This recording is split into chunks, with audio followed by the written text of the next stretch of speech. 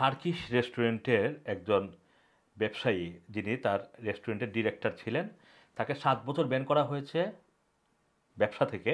মানে তিনি কোনো ধরনের ব্যবসা ডিরেক্টর হিসেবে আগামী 7 বছর আর করতে পারবেন না, শুধুমাত্র 3জন অবৈধ লোক নিয়োগ করার কারণে।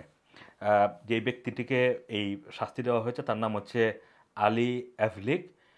তিনি 3জন ইলিগাল ওয়ার্কার, যাদেরকে টার্কি থেকে এনে তার প্যারা প্যালেস রেস্টুরেন্টে কাজ দেন, এবং এই রেস্টুরেন্টটি মূলত ক্যাম্ব্রিজশায়ারের একটি শহরে অবস্থিত। এবং এই যাদেরকে তিনি কাজে নিয়েছেন তাদেরকে 2022 সালে একটি অভিযানে ইমিগ্রেশন এনফোর্সমেন্ট টিম আটক করে, এবং যেই ব্যবসায়ীর কথা বলছি তাকে আপাতত 7 বছর, মানে 2031 সালের নভেম্বর পর্যন্ত তাকে ব্যবসা থেকে ব্যান করা হয়েছে।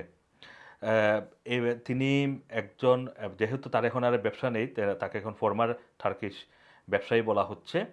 তিনি মূলত 2000 অনেক আগে থেকেই তার এখানে 3জন এই অবৈধ কর্মী কাজ করত, এবং একটি গোপন সুখবরের ভিত্তিতেই সেখানে পুলিশ গিয়ে হানা দেয়, এবং সেই প্যারা প্যালেস রেস্টুরেন্টে পুলিশ গিয়ে অভিযান চালিয়ে 3জনকে আটক করে। এবং এখানে গুরুত্বপূর্ণ তথ্য হচ্ছে, শুধু যে 3জনকে আটক করা হয়েছে বিষয়টা তা নয়, তাদের এই 3জনের জন্য 45,000 পাউন্ড ফাইনও তাদেরকে দেওয়া হয়েছে, যেটা এখন পর্যন্ত আনপেইড বলে বলা হচ্ছে।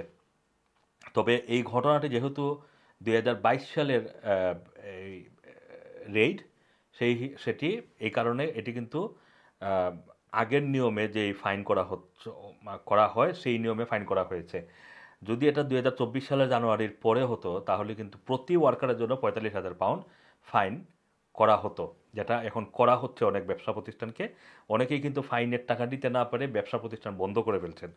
সুতরাং এখন যে অবৈধ কর্মী নিয়োগের জন্য শুধুমাত্র ফাইন করে দেওয়া হচ্ছে, বিষয়টা এরকম নয়, ব্যবসা থেকে ব্যান করে ফেলা হচ্ছে।